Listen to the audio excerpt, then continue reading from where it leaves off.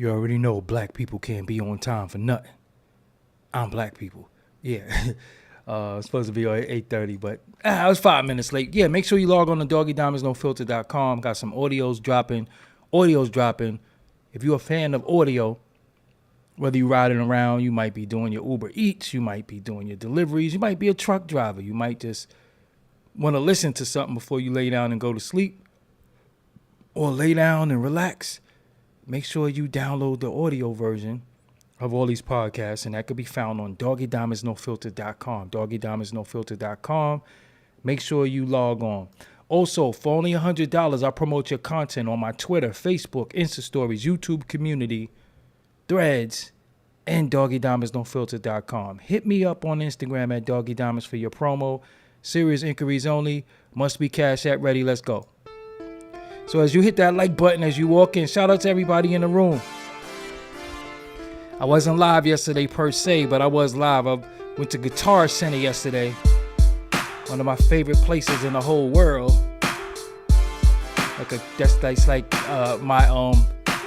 That's my candy store.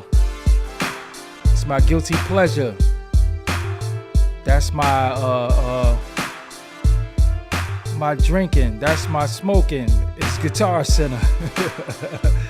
Shout out to New Orleans in the building. Jamal Walters in the building. Rashonda Greer. Ramel Newell. Nate Jackson. Anthony Greenwood. 9. 13. Shout out to y'all, man. I don't know what to call this show. It's going to be a brief show. I ain't going to hold y'all long, I promise. I know y'all got a lot to do. I got other things to do. Jumping in VR. Got some stuff I'm working on. As usual, always working. Always working. Los Angeles in the building. Louisiana in the building. Uh-oh. LA. I love LA. Shout out to all my people on the West Coast. Shout out to all my people in the UK. Shout out to all my people in Canada. Canada, where y'all at? UK, where you at? London, where you at? All right. You let a lot of the beat play. You wasn't supposed to do that. What's up, everybody? I always gotta shout y'all out. Sometimes I be forgetting, but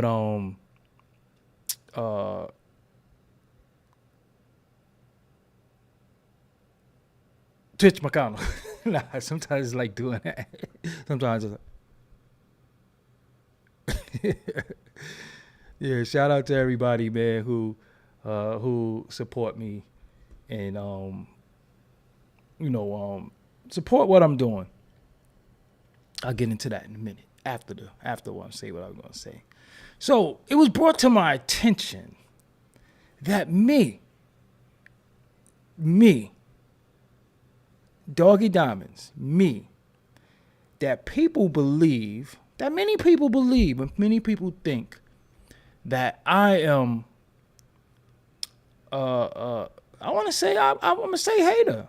I think people think that I have an issue with Jay Z and Nas. That's what people think. People think I have an issue with Jay Z and Nas.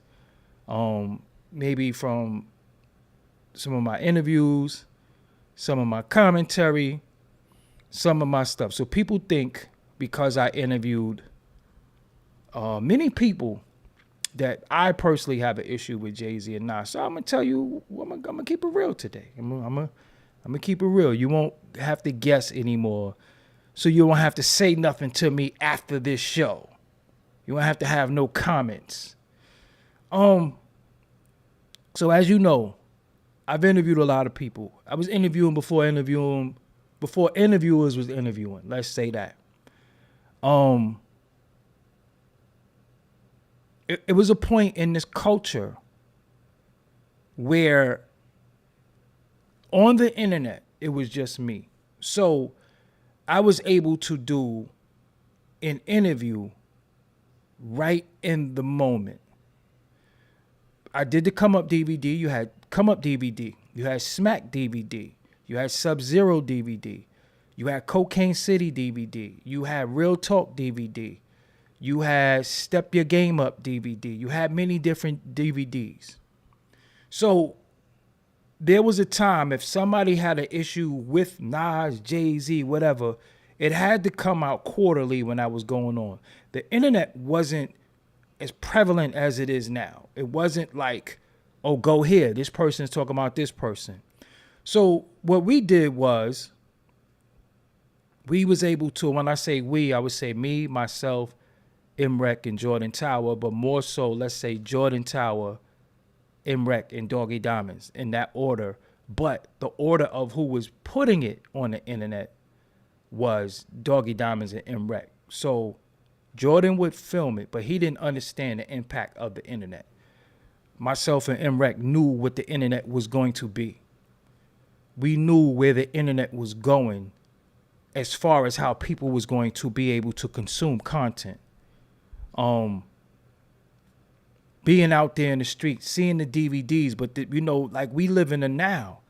We don't live when the DVD drop, because by the time the DVD drop, because what used to happen, like say we film an individual, he got a problem with this individual. By the time the DVD drop, they might have squashed it, and then you put the DVD out, and they be like, "Yo, why you put that DVD out? We dead at that." Yo, man, you was talking shit about him 6 months ago. I didn't know y'all was going dead. That DVD was already in production. So that what happened. So what we was able to do in certain instances early on, where somebody would have an issue with somebody, and it wasn't that long with Jordan. The only thing we did with Jordan early was the J Hood thing when he left D Block. And then me and Rec went on to do our thing with Forbes DVD, but we were bringing interviews to the now, like right now as it happened. Jordan was doing videos for World Star, but he wasn't doing interviews, but he was doing videos. We always supposed to be together. We was like the trio, but time and growth and different things make people go their own separate way. So that's where that stands today. Everybody doing their own thing, flourishing how they feel they should flourish, which is another story that I probably never want to get into because it doesn't even matter right now. But if people want to know, I'll maybe one day tell it. But then it just makes people say that's not what happened, and I'm good. You know what I'm saying? I'm in a great position there. I'm pretty sure where they want to be in life. So if it's not an issue, what are we talking about? Men just grow up and just do they got their vision. I really have, as you can see, I'm an innovator. I have my vision of how I want to convey my message or what I have to say and how I want to do my content without having to worry about somebody saying, yo, this person feel like this or this person this and that, So I didn't, I just get to be me. I just got the ultimate freedom. So that's why Doggie Diamonds TV exists, because I'm my own nigga. You know what I'm saying? Although I've had assistants early on, nobody taught me how to film, edit, do interviews, or do graphics. Nobody taught me anything. So a lot of times when you start with people, they will always take credit for what you do forever, even though they never taught you nothing. See, that's the thing. Nobody, or do beats. Nobody has ever taught me anything. You know that? Nobody has taught me anything. I've never learned anything from any of these guys. I feel like Fat Joe. I never learned anything from any of these guys. But at a particular time, we did historic shit together, and we leave it there, and that's good. You know what I'm saying? That's the good thing, that we did historical shit. That's forever. We did that. But nobody taught me shit. I'm a teacher. I'm an innovator. And that's why because you got to remember, people like to say this happened, right?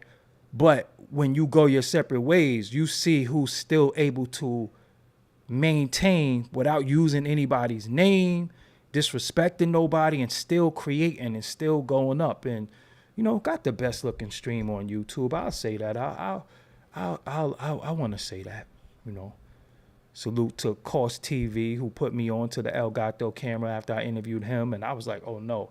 Then I bought this fantastic rig and this lighting and all that. So back to the story. So doing these interviews, people will have an issue. So say a person has an issue with this man today.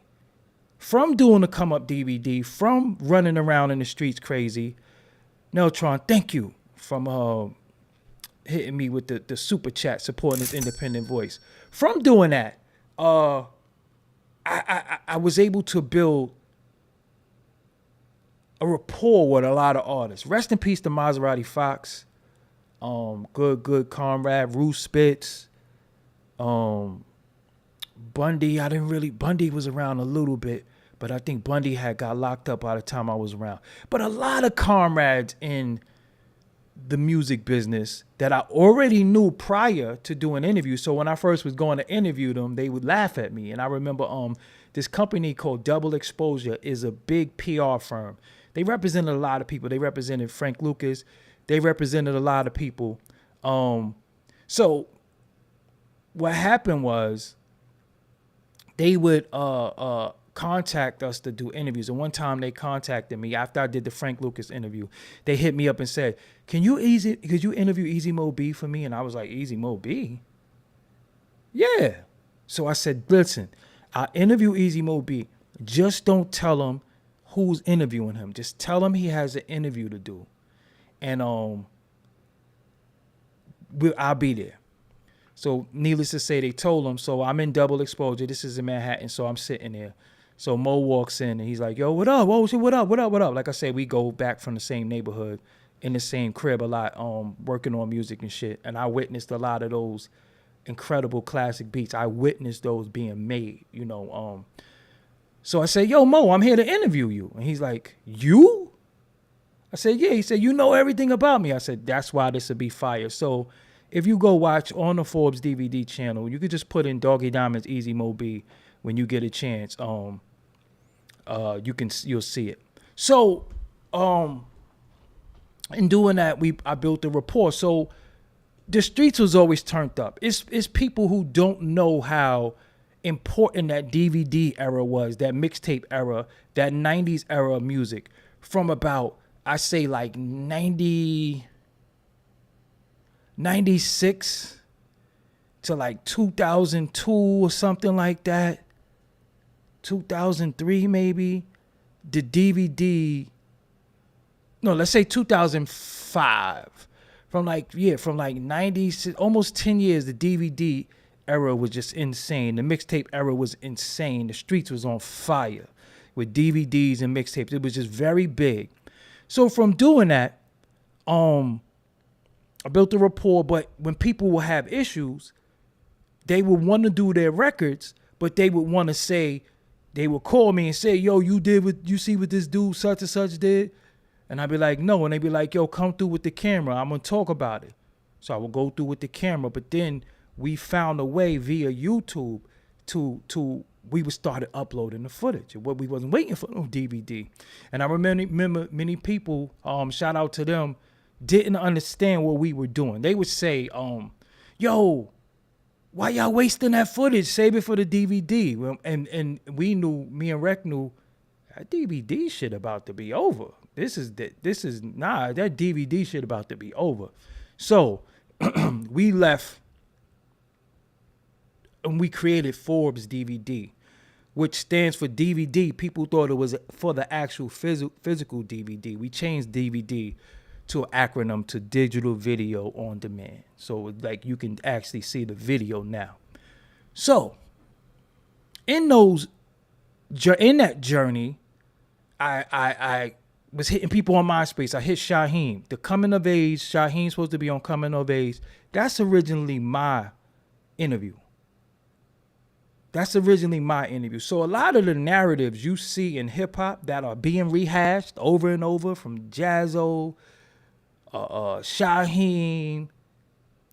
Those is all my interviews. And I'm just going to keep it real with you. A lot of the stories you hear is really from my interviews that I did in like 2006, 2010, different times, right? But we have new fans. We have new people to the internet. So the story has to be retold. The only issue that I have with the stories being retold, they never credit the source. And when I say the source, I don't mean the magazine. I mean the source as a double entendre, because I am the source and I am the source, you know. So that Shaheem interview was in a barbershop in 2006. You know what I'm saying? That's why I could call Shy on speed dial. Plus I know him.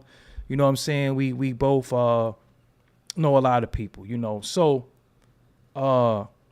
Shaheem is beefing with Raekwon. He can talk to me right there. Dizzy Wave, thank you for supporting my independent voice, right? So that goes out. Lord Superb saying he wrote Supreme Clientele for Ghostface. That goes out. AR Ab mad at Cassidy. That goes out.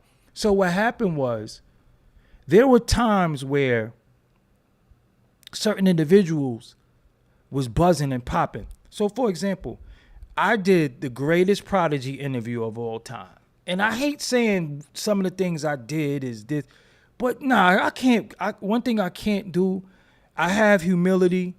I'm humble, but we got to tell the truth, man. We got to tell the truth about a lot of stuff. The only other Prodigy thing that I loved was Prodigy,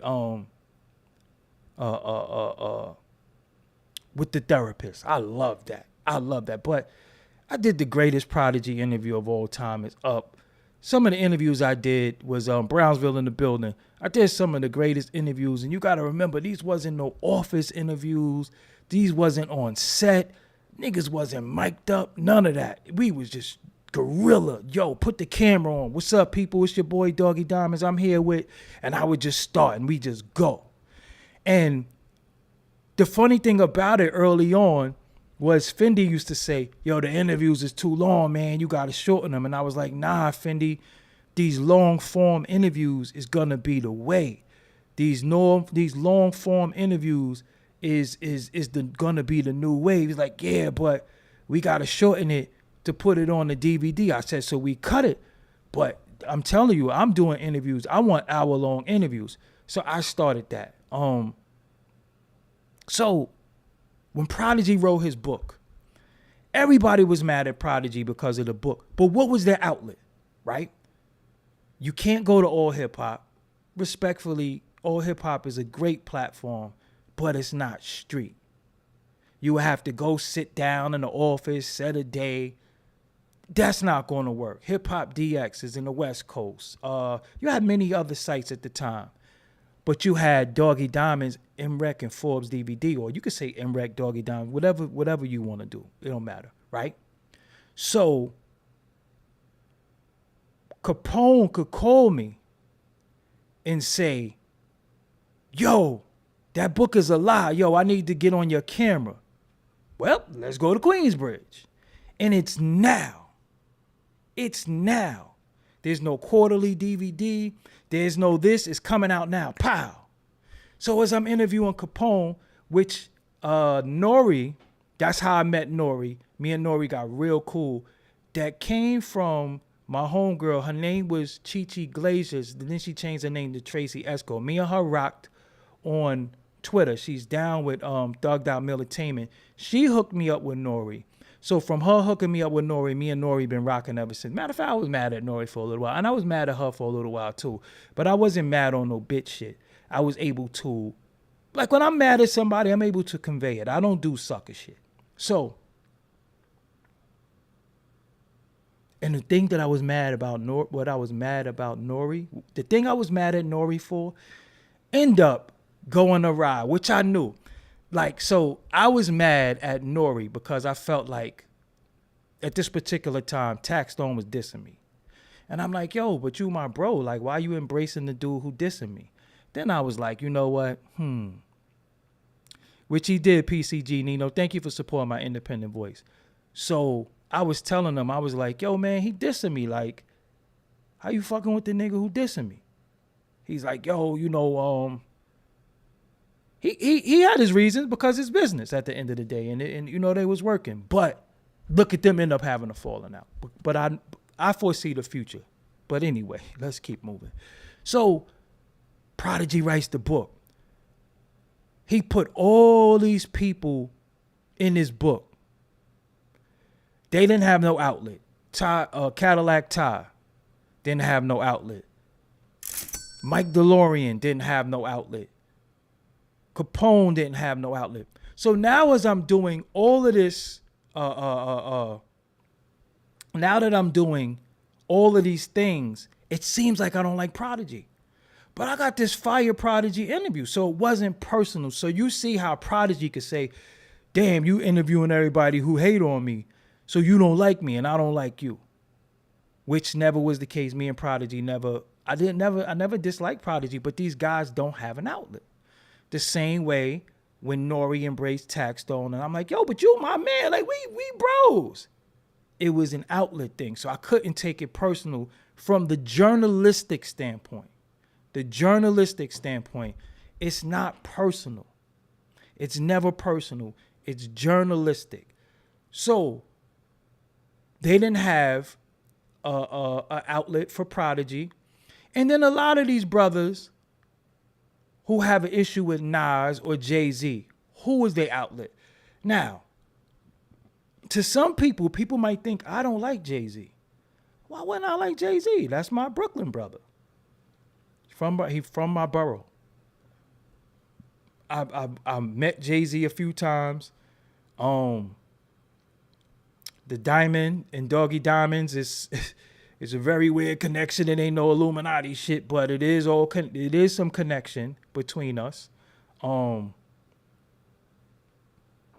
And we'll just leave it like that. But I ain't no fucking Illuminati motherfucker. It's some street shit, some family shit. So my name is Doggie Diamonds. The name of my first production company was Diamonds Up Productions. And the wild shit, when he said he throw the diamond up because he want to sell 10 million, I said, that's why I named my company. If I produce your beat, you gonna sell 10 million. That's why I called it Diamonds Up Productions. Same shit. It's very weird, but we never had that conversation, right? So people might think I dislike Jay Z. People think I dislike Nas. Now, let me explain to you. When Jay Z being in this culture, when you become where Jay Z is at and Nas is at, you don't get there all the time because you played it fair. You might have cut some corners. Now, where they're at right now, both of the men is in their 50s, or Nas just knocking on 50 door, Jay Z 50 plus. When you get where you're at, now you can be humble. Now you can chill. Now you can, be a little bit more lenient. But when you scratching and striving to get where they're at, you might not do everything correctly, and you might do wrong by some people. Now, when you do wrong by some people, what outlet do they have to speak on the wrongdoings? So Jaz-O, I did that early on too. That Jaz-O interview I did. Now, little known secret, and I don't know if I should tell y'all this, but I'm going to. I did footage with Jaz-O. And it was December 4th, 2001. So I said, yo, you know what would be ill? If Jaz-O go in front of Marcy Projects and say happy birthday to Jay Z and light the Rockefeller hat on fire. That'll be ill. So I call Rec. Yo, Rec, you think Jaz-O he'll go down to hold on, let me get you the fuck up out of here. Said, you think Jaz-O will go down to Marcy and say happy birthday to Jay Z? He said if he do it, I edit the footage right now. He said, yo, he gonna want to do it. Rec called Jazzo. Jazzo like, let's do it. So we meet at Marcy. I said, yo, just say happy birthday to Jay Z. It's his birthday, but you're gonna be condescending.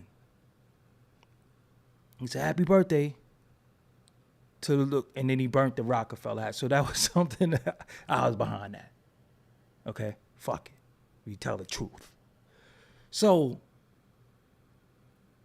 that was content though.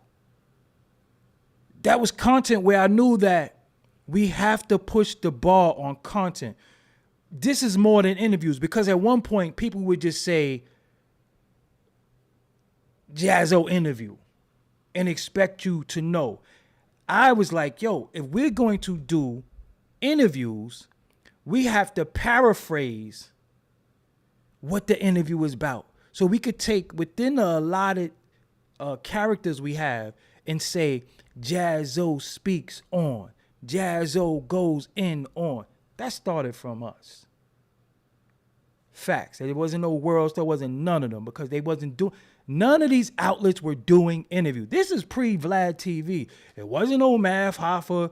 It wasn't no nobody. It wasn't no nobody. It was just me. All right? So I had these titles.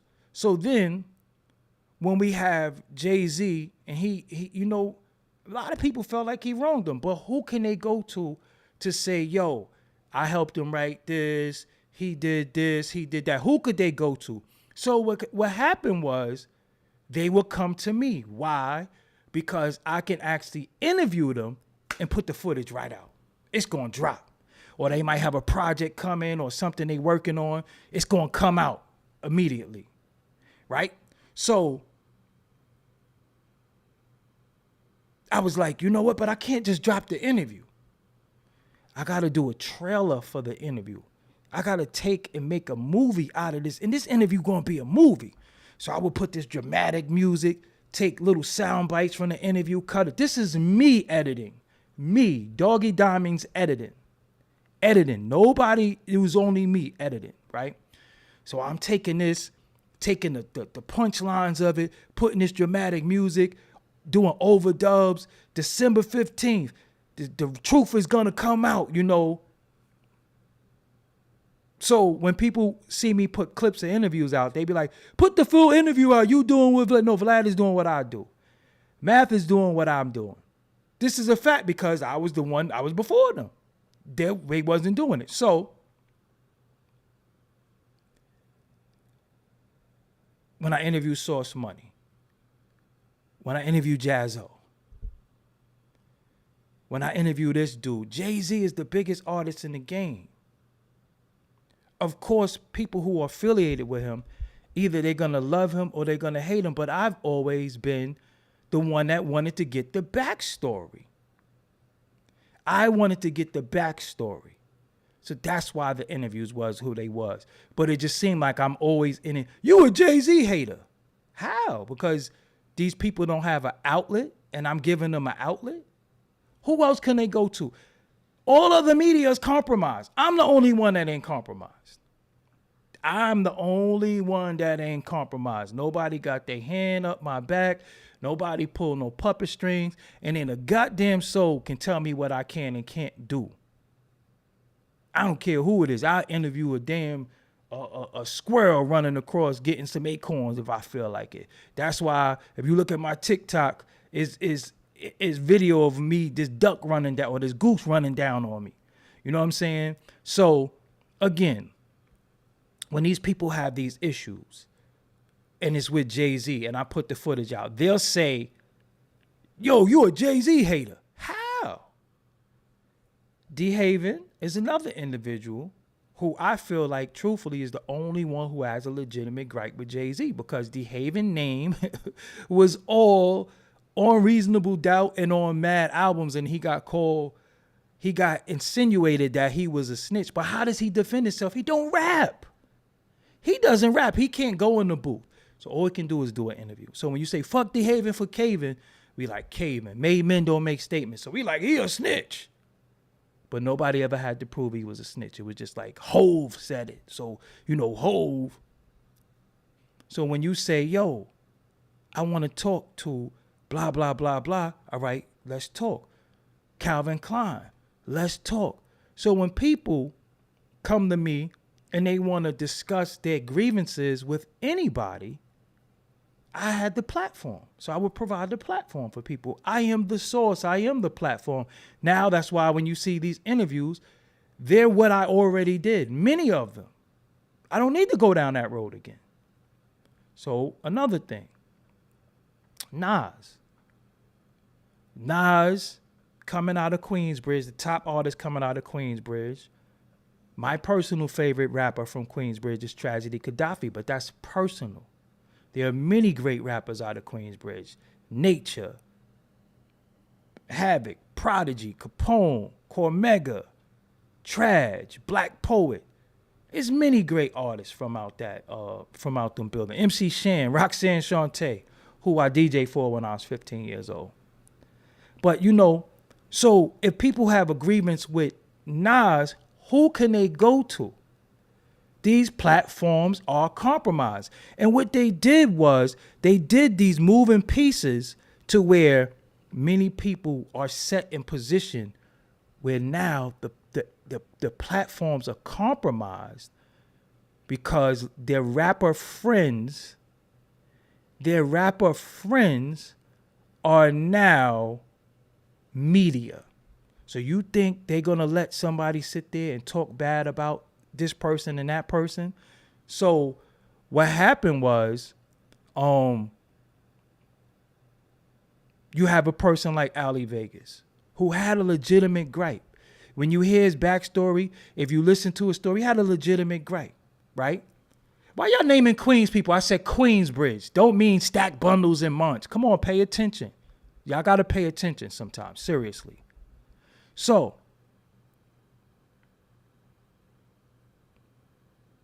if I had to turn down the Ali Vegas video because people think by me interviewing Ali Vegas, I'm a part of the Nas hate train, that interview changed my life. That interview changed my internet life. That interview was what solidified me with the interviews on the internet. 5.1 million views. 5.1 million views. Of course, I didn't know. I'm gonna be real with you. I didn't know it was gonna do that. Probably shout out to DJ Big M for hooking that up. Shout out to my bros, Moja and Klein for filming it. They was filming all them interviews. I can't never forget them. They are very, very important in in that time frame. So I'm the person that they was coming to because I'm not caping for nobody. I'm also not biased. So I was just opening the door. Who want to come through? OC. Oh shit. OC. Nas was supposed to be on Word Life album and he stood you up? Wow. So people will say, yo, you hate Nas. You a Nas hater. Yo, you hate Jay Z. Those are two of the greatest artists of all time because you got errors. They're not on my all-time list. I'm a little stubborn with my list. But if they're in your top 3, top 2, that's right and exact for you. I just like their predecessors better. I just like the people who I felt birthed them better. But look where Nas is at right now. Incredible. Look where Jay Z is at. Incredible. These are two guys who rapped about street shit, come from the streets, and went on to get billions and millions. And again, to get in these positions, sometimes you're going to step on toes. Sometimes you're not going to do everything correctly. People are going to be mad. Some people are going to be mad. When the people are angry and they have a legitimate gripe, who can they go to? You can't go to Flex. You can't go here. You can't go there because the nigga like, yo, man, if I let you do an interview, about Nas, I ain't never going to get another Nas record. Remember Charlamagne interviewed Beanie before? Because look at you, humble bragger. Why would Nas get on his album and embrace him? Fuck out of here. Now, what you don't know, and this is the problem with y'all not knowing hip hop history and not watching the interviews that I do and only watching it when it comes from culture vultures, OC and Nas were both under MC Search. MC Search is the one who set up the studio session for them. So know your hip hop history, please. So it wasn't about him saying, him just embracing him being his friend. No, they was under the same company, Searchlight. So know what you're talking about. But Searchlight, OC went to Wild Pitch, Nas went to Columbia. That's why they would have been doing the same album. So stop being, again, I am a fan of music, but I can separate the man from the music. I still love your music, but when you do bullshit, you do bullshit. Nobody is above reproach. Nobody's above reproach. And Nas historically used to say he's coming to the studio. Now, I don't know if y'all know, everybody has a home studio now, but it was a particular point where you book studio time and it was a minimum. Oh yeah, my bad then.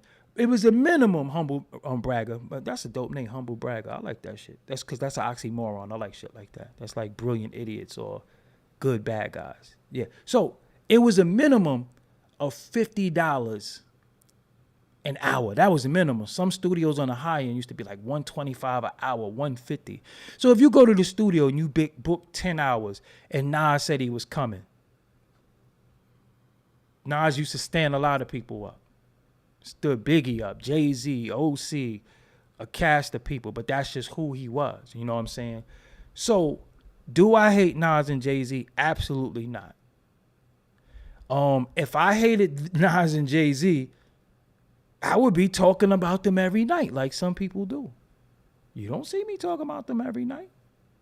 And when I do, I talk about them culturally. It's always something to do with the music. It's never, did you, Nas had on a hat or Nas, it has nothing to do with them personally. It's always to do with the music. Has something to do with the music. Like, again, what I said Hit Boy ain't it. People's like, oh, you just hate Nas. I don't like Hit Boy. I don't. Some people do. I don't. I just don't like his production. It's my preference. I didn't say, because again, what they did in our culture was we got so afraid to say what we dislike because nobody wants to be a hater, right? Nobody wants to be known as, you be hating on shit. But culturally, you can say what you don't like. It's okay to not like something. There is no argument with you not liking something.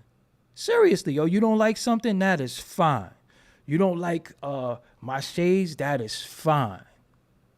Hating is when you don't like my shades and you talk about it every day because I'm living rent-free in your head.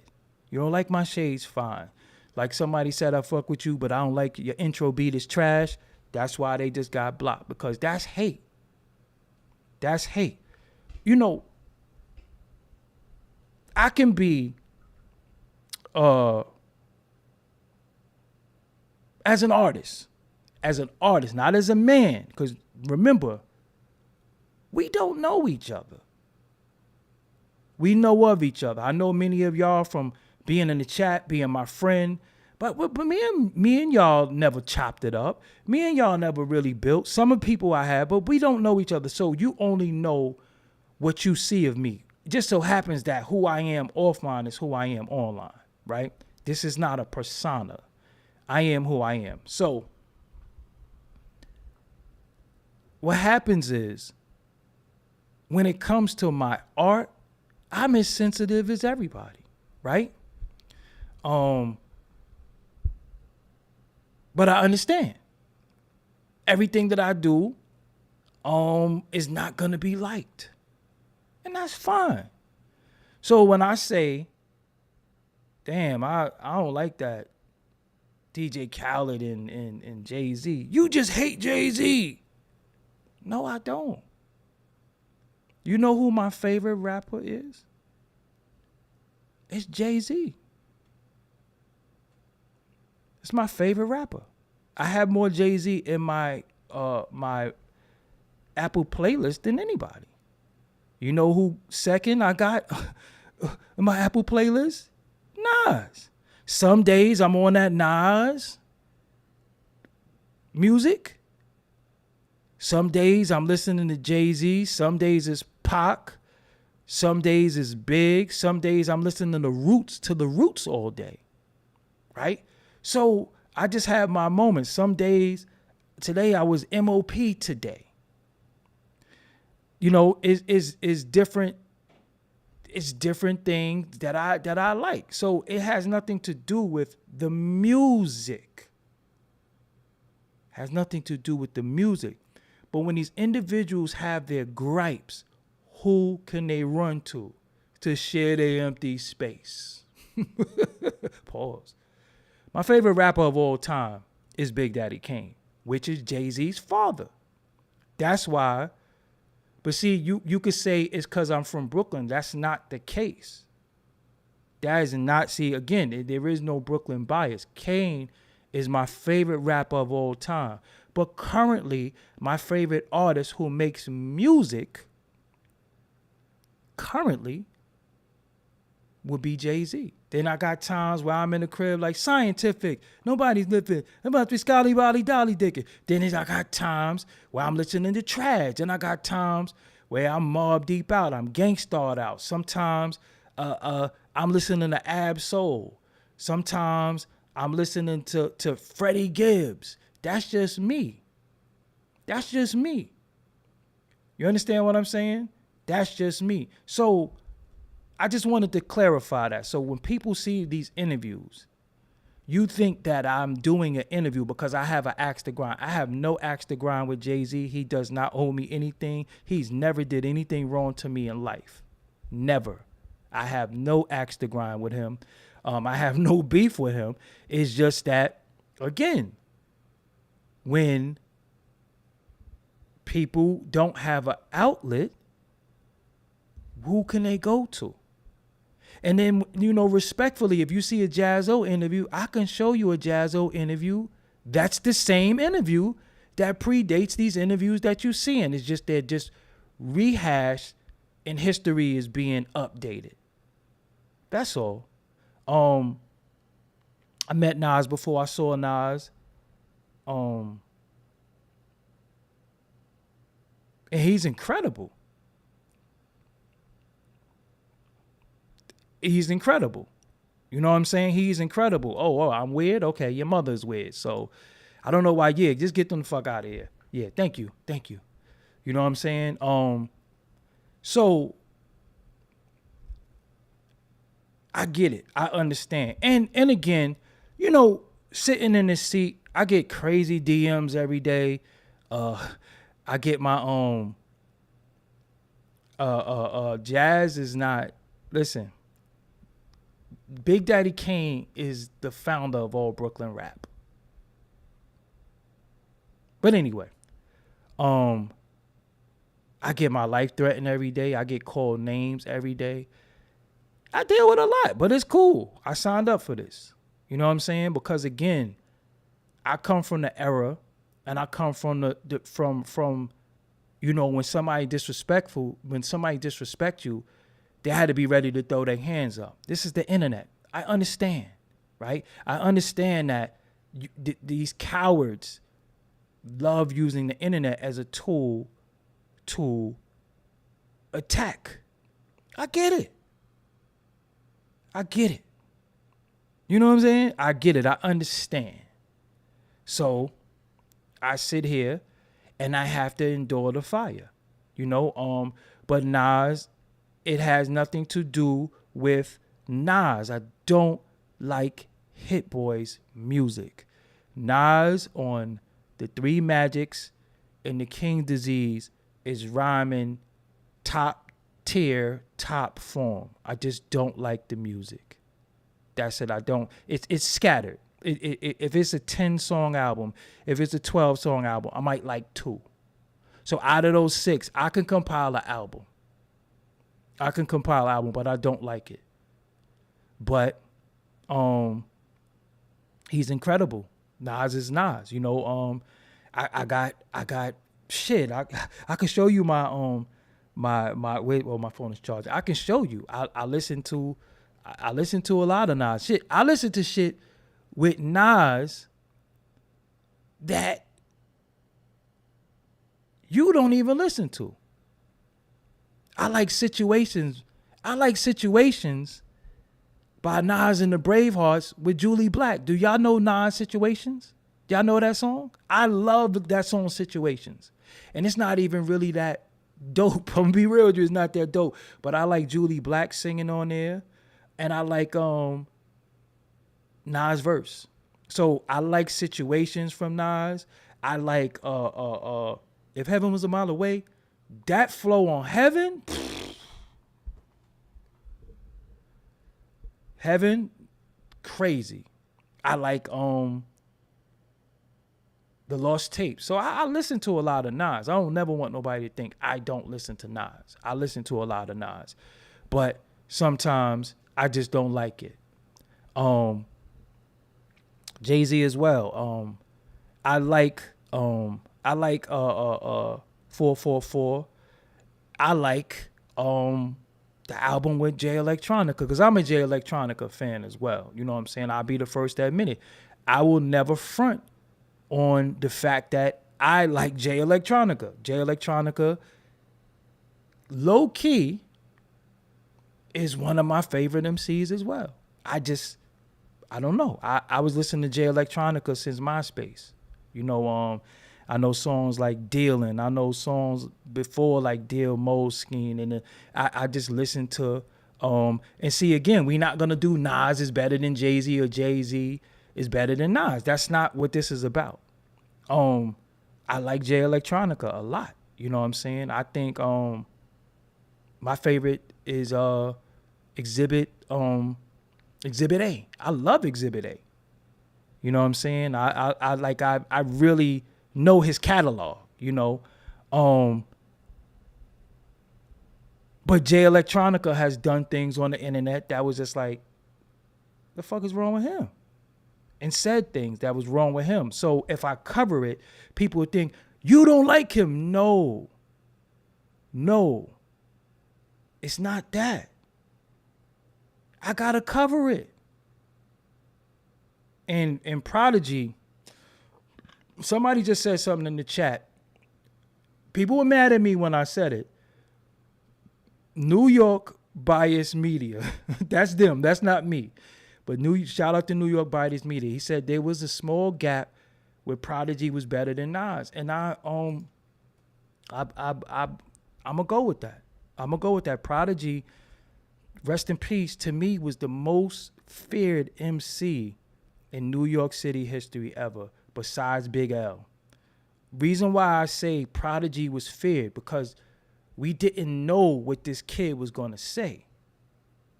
But then this nigga was like, the butter soft leather upholstery, but mostly keep the gap closely, because niggas wanna, it's just like, yo, hold up. The butter soft leather upholstery, like words always get me. And I'm like, what make him say upholstery? What make him say coincide with my thinker? What? Oh, he talking about his brain? Oh shit, what made him do that? You know what I'm saying? This was around the time that Nas did to me, like Nasty Nas the Esco to Esco. I just didn't like Nostradamus. Reason why I didn't like Nostradamus, I could tell you, as a producer, I didn't believe in beat biting. That sample for Nostradamus was EPMD. Let him flow. So that was EPMD shit. But it was just a time where Prodigy was just bodying shit. Like every verse was just like, God, you heard what he just said? You know what I'm saying? And we didn't expect that from him. We didn't expect Prodigy to do that. We didn't expect it. Prodigy, when Prodigy, I don't want to say, because you got to listen to Prodigy and Alchemist album, Return of the Mac. that shit is up there. But I felt like Jay Z had lived rent free in Prodigy head, and every rap he wrote after that was trying to prove that Takeover and Summer Jam didn't impact him. I felt every rhyme he wrote after that. And one thing about Prodigy, he had a flow. So he was like, I got you stuck off the realness. We be the infamous, you heard of us. Official Queensbridge murderers. After that, Prodigy stopped rhyming. The words stopped rhyming. And he started talking. So the flow was off. The flow was off, and he started talking. And then sometimes,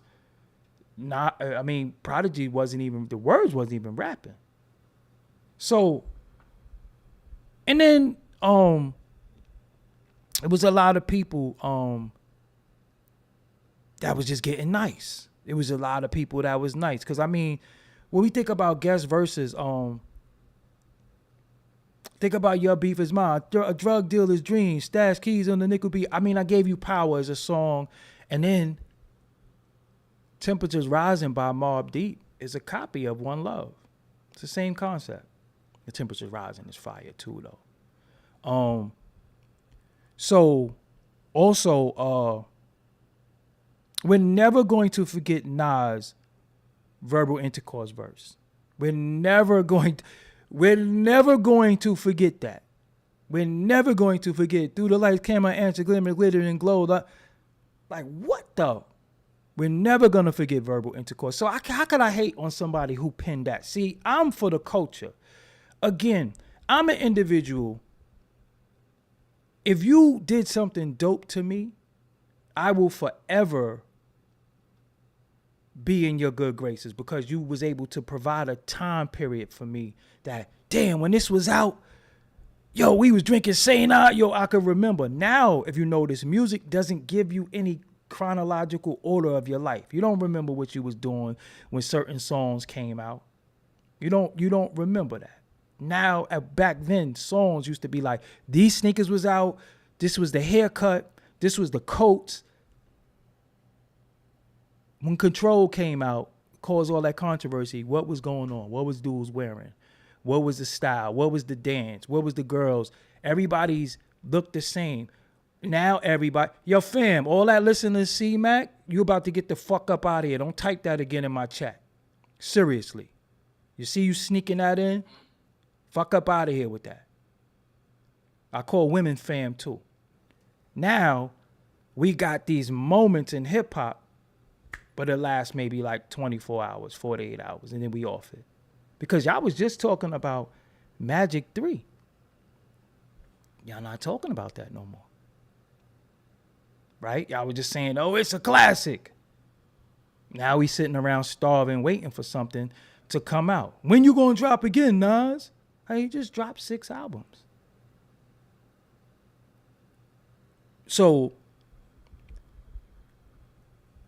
there was a time in the culture where, remember Jay Z dropped for like 10 years straight. And he got records that I like that other people don't like. And I just love the way Nas started that song because remember, we would want to, what Nas got to say? What Nas gonna do? Then he come with that verse. We just like, oh, shit. You know what I'm saying? Jay Z, listen to, you know R. Kelly got a song with Cameron, Nori, Boo Gotti, and Jay Z. It's called We Ride. Look up R. Kelly, We Ride. All right. The fuck up out of here. How you trying to put somebody on and you ain't on? So look on the playback and remember I told you that. You trying to put somebody on and you ain't on. Anyway, look up We Ride. Jay-Z verse on that. Even Jay-Z verse on Lil C's album, Do My Thing. Do my thing, I'ma do my thing. Look up Lil C. Oh, it's called For My Niggas. for my niggas. Jay Z verse on there. Oh my God. But I also love like I'm the type that'll be in the crib listening to 8 Ball and MJG. You know what I'm saying? Like I listen to I listen to a lot of rappers, but I like rappers. I like, because MJG, I always tell y'all, MJG is fire. You know what I'm saying? MJG is fire. Nature. Through the lights, camera, action, glamour, good. No. Dearly departed, for years I reminisce and hail the chocolate. Listen to DJ Clue, Nas and Nature 456. I was trying to get Nature to shoot a video for that. He wouldn't do it. Just like, where Mike Geronimo? Let me call Mike. Damn, my phone is over there. I'm trying to do a video for Mike Geronimo's song called Unstoppable. Because remember, I was doing the old school videos too. I was doing videos for songs that I felt always should have videos. That's why I did Winter Wars and Milk the Cow. I'm going to come back out and start doing that. But yeah, Nature is incredible. So, you know, and like I said, I like rappers. So the misconception that I have something against Nas and Jay Z, that shit is cap. I have no issues with them. I like their music, but I can separate who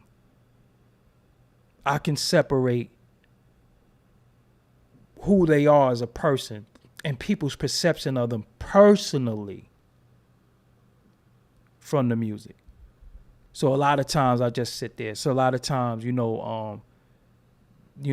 it. Like today, what I was listening to today. Today I was listening to Craig Mack. I was just on my Craig Mack shit today. You know what I'm saying? I was listening to different Craig Mack, and I was listening to Craig Mack and Beanie Siegel today. Yeah, I was listening to Craig Mack and Beanie Siegel today. So, again, besides me, and I believe Gully TV, I'll give him that credit, nobody really talks about the music no more. I said it on Drink Champs. I say it again. What about the music? I love the music is what brought us all together, and we talk about everything but the damn music. So I love to talk about the music with y'all. It's very, very important that we talk about the music, because that's the part that got white, black, Asian, Latin, all in one room, forgetting that we might not like each other, forgetting that when we leave, we should be fighting, forgetting that, yo, I don't rock with you, or I don't like your kind, or whatever. But the music makes everybody sit in the room and just bop their head profusely. You know what I'm saying? And that's why I like talking about it. That's why I like talking about music. That's why I like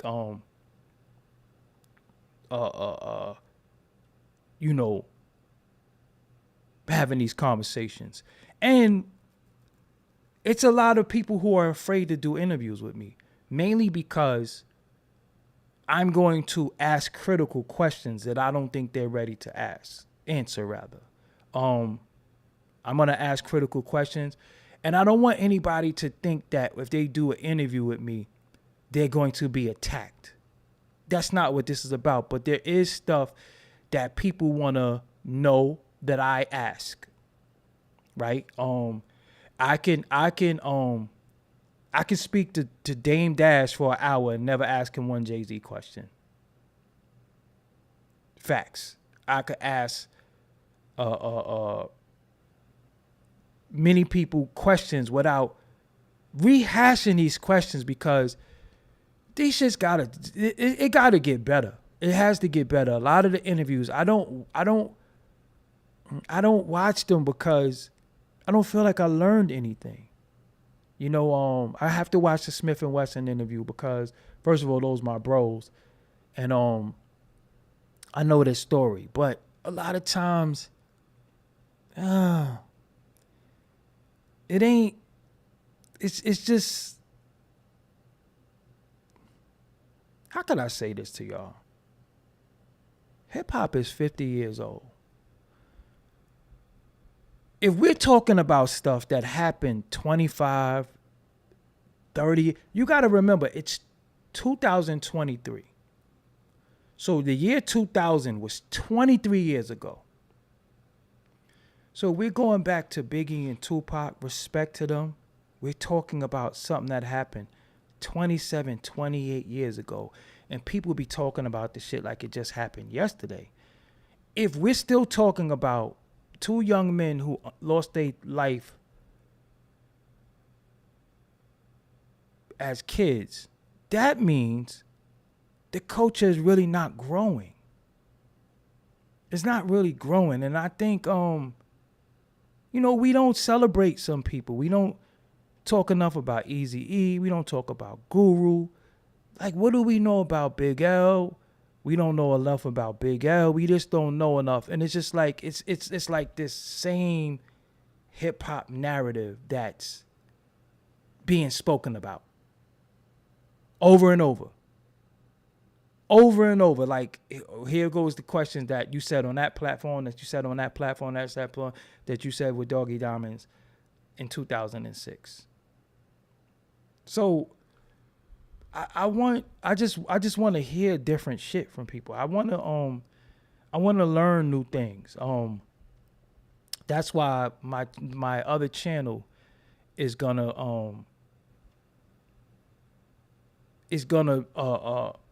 to be dedicated to producers, because producers are really, really left out of the culture, and nobody's really qualified to talk about production the way some of us can, because again, that's the little known fact about me, is that I really know about production. And if you watch my High Tech interview, if you watch High Tech, don't even do interviews. Shout out to High Tech. You watch my Evil D interview, you watch my Aguilar. When I interview producers, we really get down to the music. And that's one thing that's missing in these conversations. The music, the beef is cool. But it's so many questions that I've started that I watch people like ask the same question. You know what I'm saying? I'm like, God damn, man, just like say where you got that from, because we want to know Legendary Studios.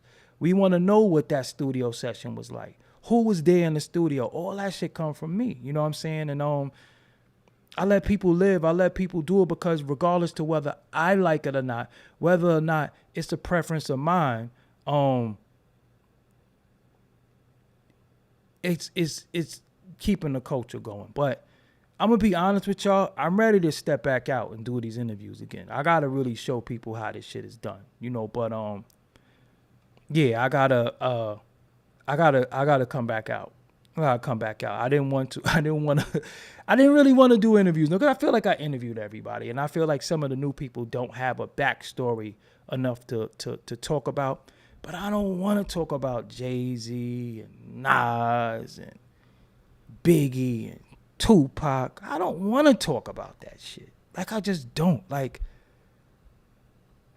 I just don't want to do that shit. You know what I'm saying? So when people are not telling the feel good part about the culture and shit that we didn't know, it just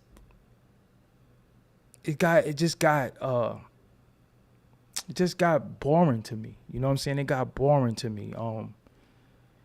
It just got boring to me. It's shit that happened in this culture that people just not talking about. And then I have a Hattie Racks interview, and when I interview these individuals, people act like, oh, that don't matter. Because remember, I was told, it was said about me that I only interview has-beens or never was. But I love the backstory. Then when Nori coins the phrase of giving people their flowers, then when it was accepted. But I got Smooth the Hustler interviews. I really interviewed everybody. Sometimes I'd be like, oh shit, I forgot I interviewed Prodigal Son. Oh shit, I interviewed Hellraiser too. Oh shit, I got a Shabazz the Disciple. I got a Keith Murray interview a long time ago. Damn, I be forgetting that I did some of these things because I'm not the dog who walk in the living room and sit there and lick his nuts in front of everybody. I do what I do, and I just keep it moving. You know what I'm saying? I forgot I got so many dope Sean Price interviews. Capture him in different, in different elements and stuff. Random acts. I got random act interviews. I got Guilty Simpson. I got, You know, I got interviews that people, I got a Rome Streets interview right on this channel. And Rome Streets told me, yo, I saw you downtown one day. And I was like, I don't even remember that. I had Benny the Butcher before everybody. You know what I'm saying? Maybe Gully had Benny the Butcher and 38 Special before me, but I had 38 Special. So, you know, that's who I do have to do. Little Ito. Gotta definitely do a lock in with Little Ito. That's Rochester. I had Hovanisi, you know, I want to interview Group. Yeah, Group Home would be dope. But you know,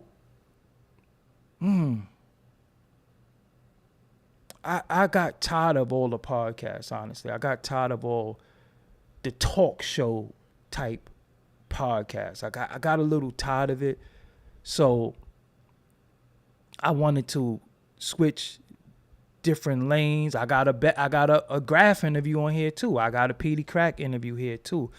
You know, I got Rest in Peace Gonzo. I got Spider Loke. I got Cam from the West Coast. You know what I'm saying? I got DV Alias Christ on here. I got Illa G on here. I got Beasley. I got Oshino, Sparks. All that shit is right on this channel. You know what I'm saying? All that shit is on this channel. You know, sometimes you just gotta dig through the archives. And I'm happy when I see 38 Special get his just due. I'm happy when I see Ransom is looked at as one of the greatest. You know, I love that. You know what I'm saying? And again, I got Karan from the Youngsters. I got a Chi Ali interview that I have to put out too. That's my bad. I have a Chi Ali interview in this tuck. Of course, I interviewed Willie the Kid in the beginning. Him and La the Dark Man. I interviewed them 2007. I had a Sin Q interview, who's now Mike Rashid, the bodybuilder. You know, so I just got a lot of shit. But again, I got a Joe Budden interview. Hold on, let me see if I can find it real quick. I got a Joe Budden interview. Let me see if I can find it. I interviewed all the interviewers too. Doggie Diamonds, Joe Budden. Videos. I definitely got a Joe Budden interview somewhere. Shout out to Joe Budden too. He definitely he'll talk about me. He'll definitely show me love on a lot of shit. Where did Joe Budden interview at? Joe Budden interview was on the streets. This dude, well, I don't even want y'all to see that, because dude was clout chasing. Okay, let me see if it's on YouTube. I had some samples I was fucking with on here too. Y'all can't hear it though. Y'all can't even see what I was fucking with. And after this, I'm gonna go into VR.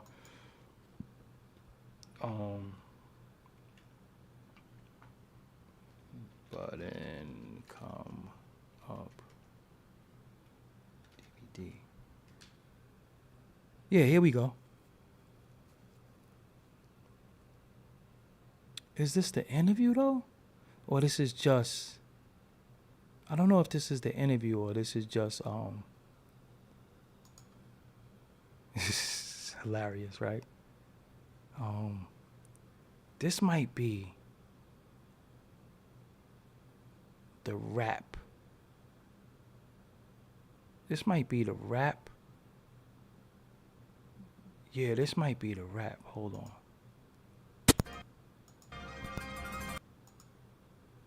Yeah, I interview him right at this same moment. It's somewhere.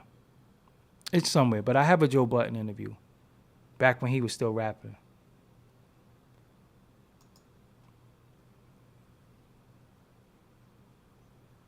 I put our names together. It gotta be on here somewhere. The Max B is there. Ha. Look, mad people took my shit. 1.3 million views. Where the hell is this?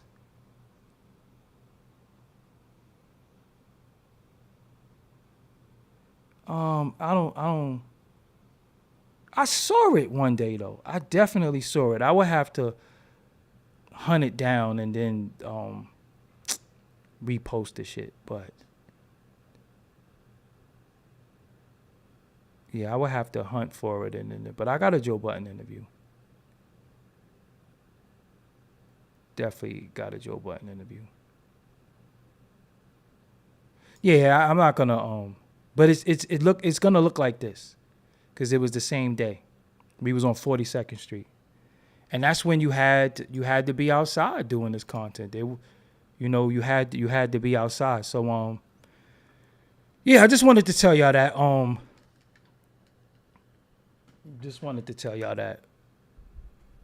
and then I did a dope ass yeah, he was talking about the ransom issues.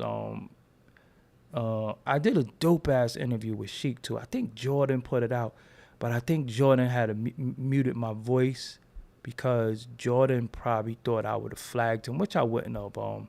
If he had took the interview and put it out, had my voice on there on his channel, I wouldn't have cared, because at the end of the day, it's just work. You know what I'm saying? I think he thinks that I would have did some bullshit to take his channel down. So at the end of the day, we're very territorial, and we're afraid of, getting our shit, taken. But no, I wouldn't have did that. That like, one thing about me, I'm not with nobody losing their YouTube channel. I don't like nobody slandering me. I also have something called a digital footprint. So if you take my interview and you put it on your channel, sometimes YouTube, the company that I'm a part of, will automatically flag it to me.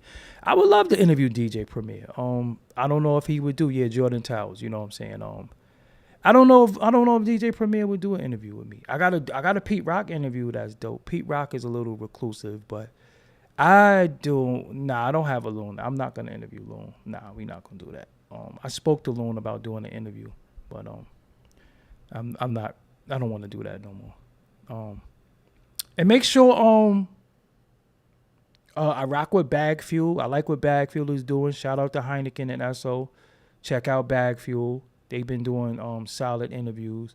Of course, Gully TV does dope interviews. It's somebody else that is doing interviews, and I can't remember their name, and it's unfortunate because I actually watch them. Like, it's people that I watch. It's people that I watch. Everybody doesn't get my attention, but it's people that I watch. I want to hear some new production too. If you got, I just want to hear some dope shit. You know what I'm saying? I just want to hear some dope shit. And unfortunately, a lot of people hit me and say, "This is gonna change hip hop. This is gonna," and I'll be like, "No, it's not." and before I go, I gotta say this, man. I do not like freestyles. Hell yeah, I interview Freddie Gibbs in a heartbeat. I do not like freestyles. Let me just be honest with you. I don't like freestyles. I don't like freestyles. I got a Lord Jamar interview. I have a Talib Kweli interview that I never put out, that I'm going to have to put out. It was pre-beard, so that's the only thing that's going to look different. I didn't have a beard then. And I got Eric Sermon Part 2, which is an incredible interview. I got a lot of stuff. I just look a little different because I ain't have all the facial hair, but still dope content nonetheless. And that's it. So I just wanted to tell y'all that, man. Like, yeah, I'm not one of them people who hate on artists, because you have people. I got a Roscars interview too. 50 Cent will probably never do an interview with me. 50 Cent was a little upset at us because we was helping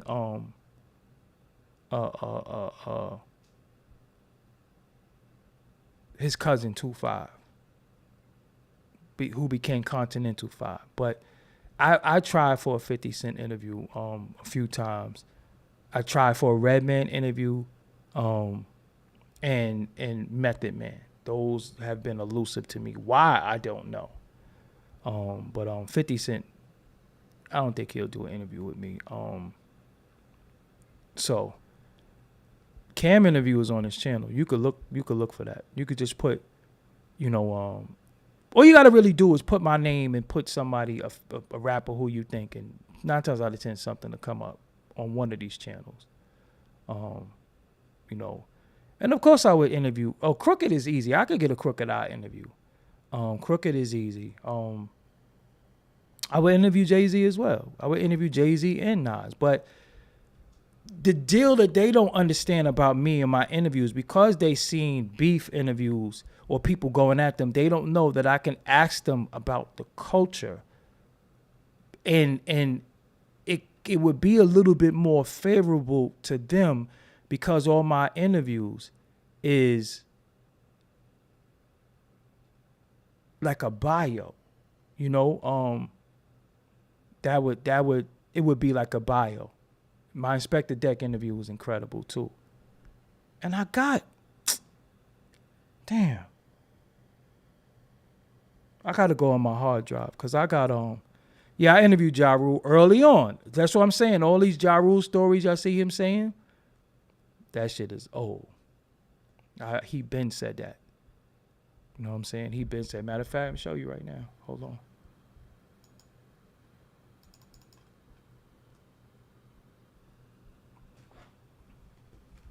Show y'all the year and everything.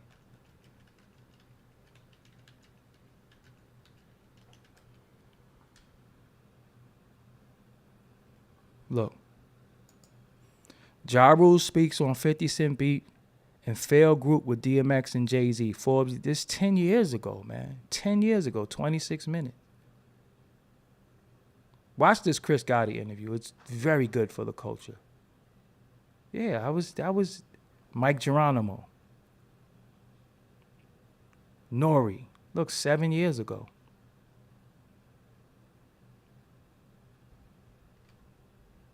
Who was this? Doggie Diamonds wasn't nominated for a BET. Oh, okay. It's cool. I gotta work harder. So, yeah, you could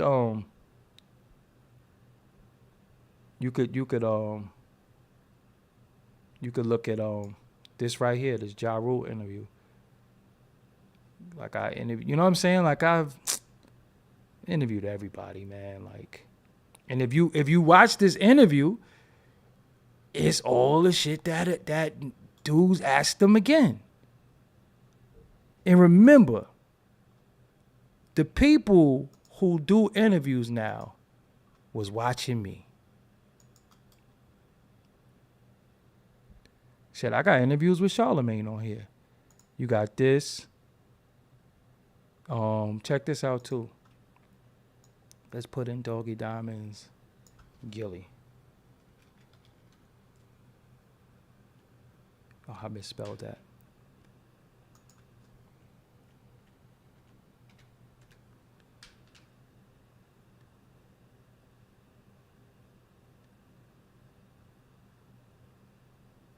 I guess I gotta put Forbes DVD.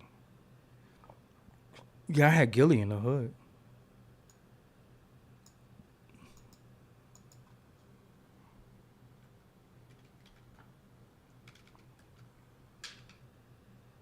Yeah, see, look. Gilly was in the hood.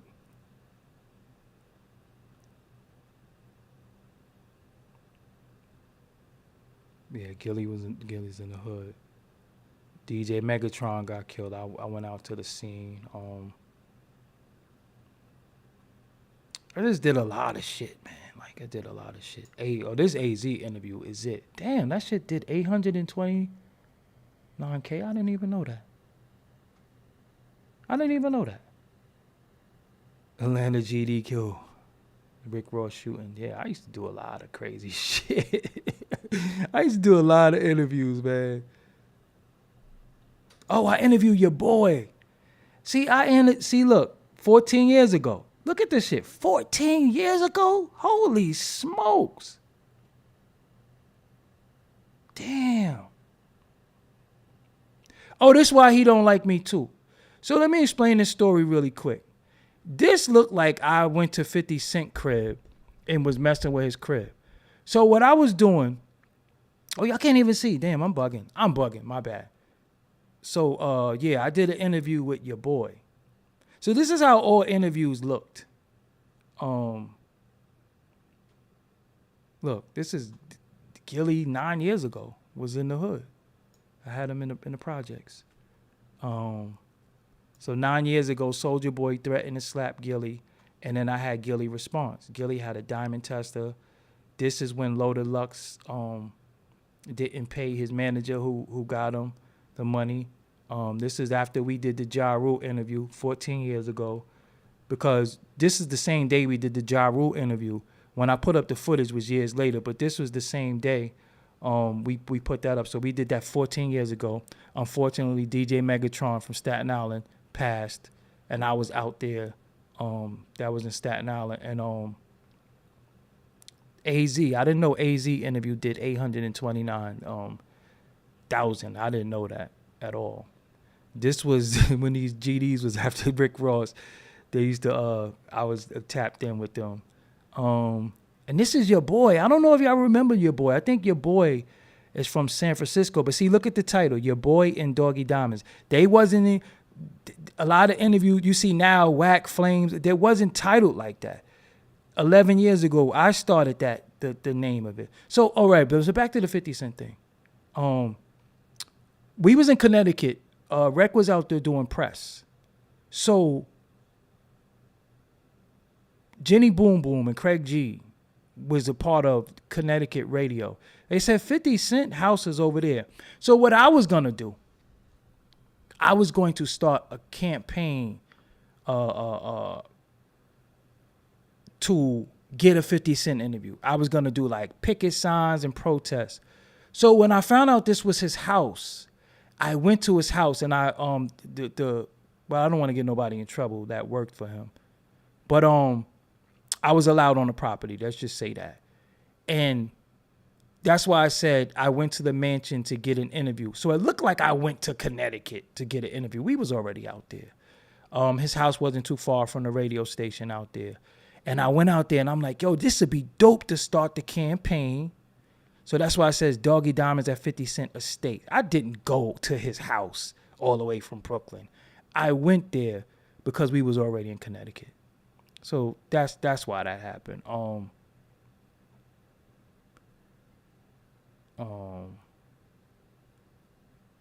And this is me and Vado. Look at Hassan Campbell Blast. He made them. I don't even know who this is doing this, fam. You gotta do a little bit better with your research. This is Little Kim talk about getting robbed for a jury. Tracy Lee, Beanie Siegel, me and Wack being stupid, Bozo. This is something I got to do more too. Outrageous opinions. I'm going to do more of that.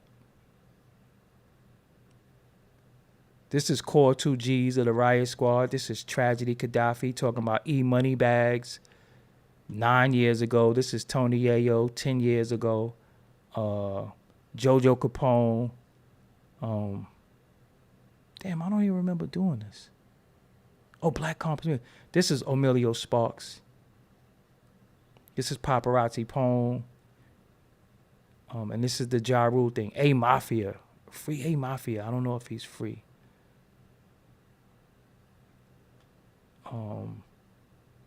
Yeah. Gilly the Kid again. Traj, who was on speed dial. Cassidy.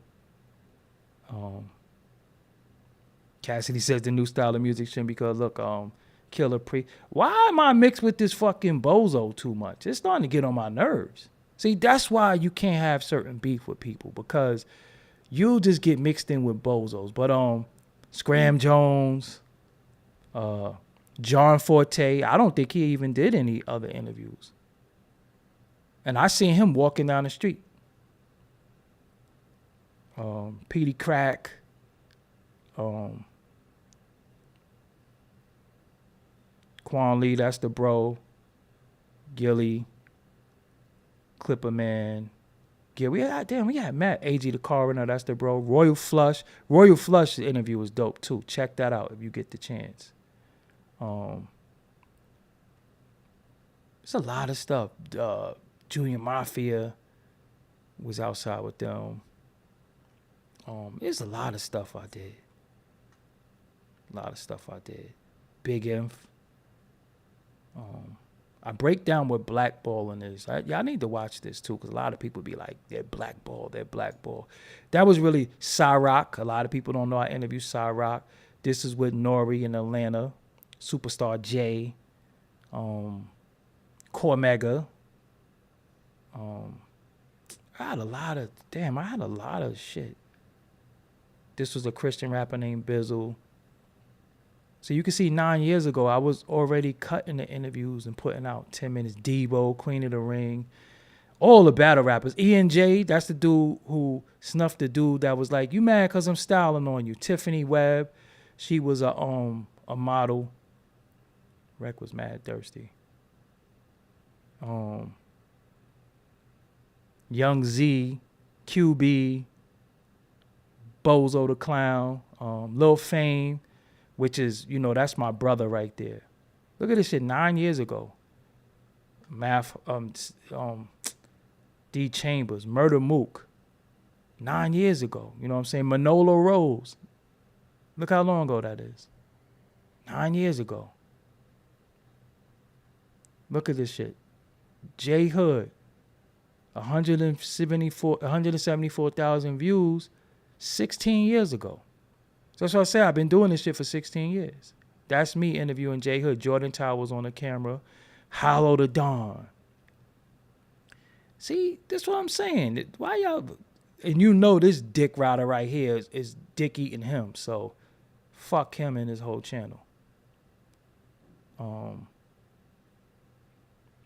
Amir. Y'all know who Amir is. That's the homie. It's a lot of shit. Like if you just put my name in Google, it's a lot of shit. I did a lot of shit. Heineken. Look, Heineken. I did an interview with Heineken 9 years ago. Jojo Capone, that's the bro. U-God. Y'all ain't watched this U-God interview? Yeah, watch this U-God interview too. Yeah, I like this. U-God said that karate movie shit was whack. Cat Stacks.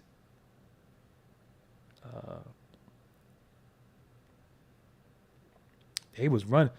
This sucker, I don't fuck with him at all, but this is the interview that got him slapped by Math.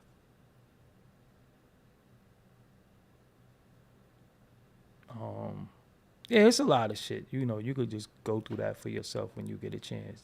Charlie Baltimore, 9 years ago. Bernard Hopkins. C. Gutter. Talked about if Biggie was a Crip or not. Cassidy. Damn, me and Cass did a lot. I got to call Cass too. Meek Mill rapping. Look at Meek Mill braids. 12 years ago. I did a lot of shit. Look, there go the Shaheem shit right here. 15 years ago, Shaheem speaks on Jay Z, Cassidy, RZA, and Raekwon. That was 15 years ago. This was a guy by the name of Dirty Den. I shot this video for Cassidy in studio.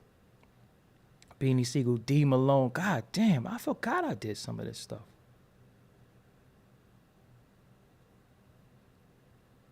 Petey Crack. I love this because I love the way this was filmed. He's supposed to sign the duck down. I love this interview too. Damn, 827,000 views. What is it? This 827, 820. Shaheem interview is dope too. You can watch that. So NH and Kaboom rapping. Look at this. I don't like seeing titles like that. Yeah, Papoose. I got a lot of Papoose shit everywhere. Cortez. Look at this shit. 11 years ago. Sleazo Bang from OTF. Ready Rock Inc. Damn. DJ Chubby Chub. I forgot I did a lot of this shit. Look at Louis V. That's Lloyd Banks' brother. This is the beginning when you first saw that guy 7 years ago. Damn, I was Slaughterhouse. I was with Slaughterhouse at their show.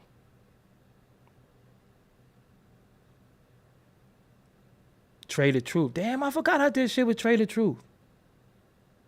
Damn. Aldous Michaels. Memphis Bleak. Torch from Torch explains why it doesn't matter if Rick Ross is a correction officer. Yeah, y'all gotta go through my archives. What the fuck is this? I look like something I, needs a little bit of that right now. Cicero. I know I got a Cicero interview somewhere too. Yeah, that's the only issue that I'm saying. Being attached to fucking bozos. I can't stand that shit. You Google my name. Yeah, this is on Casa. Was with us. That's a lot of people. Yeah, y'all get I ain't mean to show y'all all of that. I ain't mean to. I ain't mean to show y'all all that. That's the overkill. But yeah, did a lot of shit. Yeah, you just put my name with any rapper you could think of. Did I ever release that Cameron interview? No, I released the Jim Jones interview. I released Freaky Zeke interview. I did. Damn. Jordan had a Jewels interview. Yeah. I just did a lot of shit. Yeah, I just got a lot of shit. Yeah, I could do a documentary. I'm gonna look in that room over there and get all my hard drives. I got tapes that I need to take the footage off of. So, before I go, my channel is not an anti-Jay Z channel. My channel is not an anti-Nas channel. Just when people have gripes with them and have had gripes with them, I interview them. No, I push for I got a Hell Rel interview too. I had pushed for a cannabis interview a while ago, and it was some, even doing these interviews sometimes, dealing with these artists, it ain't what it's cracked up to be. It's a little annoying. So be a lot of games being played, and I don't play games, man. Like, I'm not chasing nobody. I'm not doing none of that. Oh, if I write a book, that would be a little crazy. But it's funny. I think I do want to interview Jay Z, Nas, 50. I think 50 will be a great interview because, see, it's so many smutty interviews and stupid interviews that I think that they probably would put me in a box, but they would have to watch. Some of my interviews have been so damn informative that you could just, like I said, I love the Chris Gotti interview. I love a lot of shit, but I didn't really push to interview them. I'm looking for, I want to do some more. I do virtual interviews, but I want to do some more sit-down interviews. Shout out to Charlemagne. Charlemagne the God was like one of the easiest interviews for me to get. Charlemagne really fucked with me. And it is one person I want to interview. And I'm trying to get in contact with them tonight. It's going to shock y'all. It's not a rapper, though. But I want to, I got a game interview. Hold on. I got a game interview. I got a Glasses Malone interview. Look at this bozo. Niggas be tagging my name. Don't tag my name, bum ass niggas.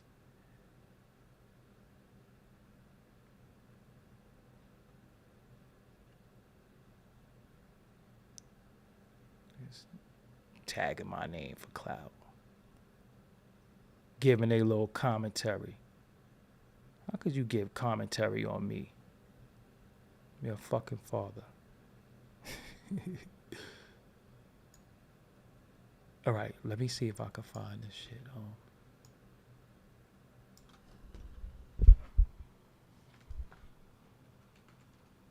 And I got actual footage with the game. Yeah, the game interview. I got glasses, Malone.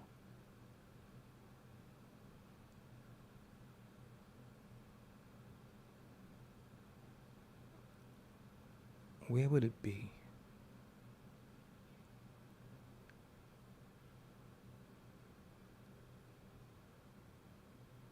Yeah, y'all gotta watch some of these full episodes too. Like this Oshino shit was dope. Where's my the game interview? I know it's up there somewhere.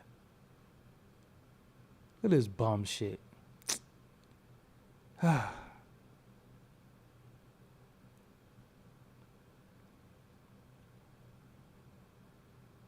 Cormega. This Cormega interview is like my favorite interview ever too. Rod Diggs, A.A. Rashid. I'm on the Gangster Chronicles as well. A.R. Ab, Eric Sermon, Spider Loke. This was a dope interview too. Damn, where the fuck is my the game interview? Buckshot, Scott LaRock Jr. Oh, we get into the. Oh yeah, I like this King Just interview too. Freddie P.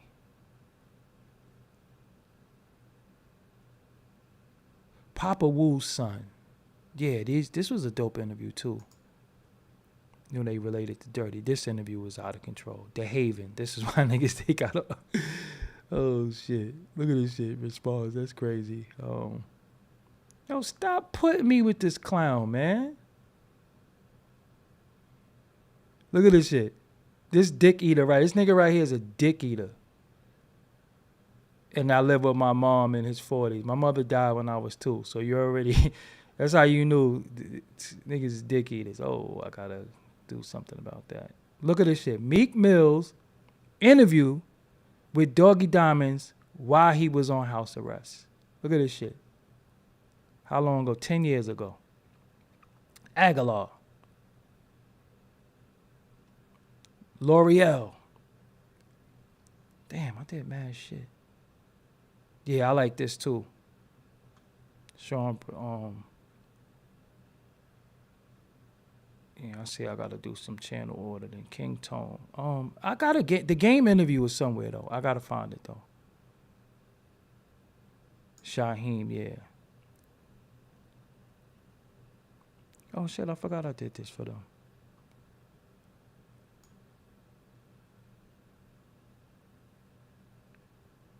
Yeah, look at me. That's how I used to look. Shit. See that? Transformations. See that shit?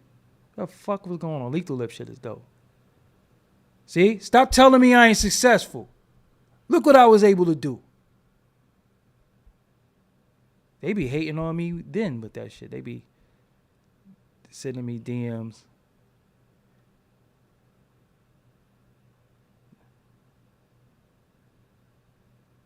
Damn, Billy B. Alright, they not I know what I gotta do. Alpac. Doggie Dimes respond to critics who say Ford. Look, they was saying that shit 10 years ago. Look, that's another one. Red Doggie Dimes interview, 2010. Ha. Sean Price said he doesn't listen to Wale. That's hilarious. I don't know where that interview was at. I don't know where it's at. Yeah. Yeah. Lethal Lips interview was up there. It's there. All right, man. Let me go. I got some stuff to do. If I interview one of these new rappers, first thing I'm going to ask them, fuck is wrong with y'all? Why you do what you do? Nah.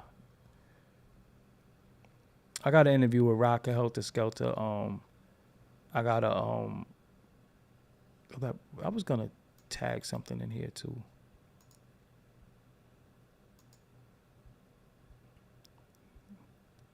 You got interviews is hilarious because you gotta be fucking angry.